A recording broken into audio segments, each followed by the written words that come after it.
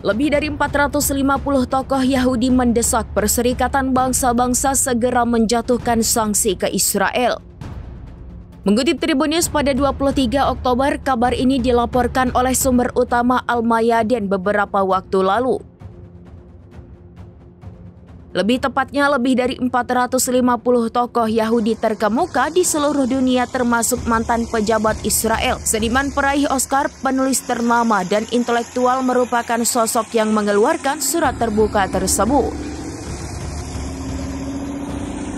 Mereka mengeluarkan seruan publik mendesak PBB dan para pemimpin global segera menjatuhkan sanksi kepada Israel. Merujuk pada tindakan yang digambarkan mereka sebagai tidak bermoral dan memenuhi definisi hukum genosida di Gaza.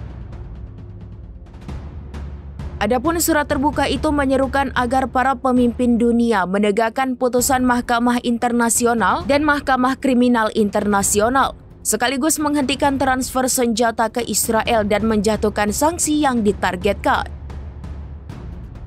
Juga memastikan akses kemanusiaan ke Gaza, serta menolak upaya untuk membungkam kritik terhadap Israel sebagai antisemitisme.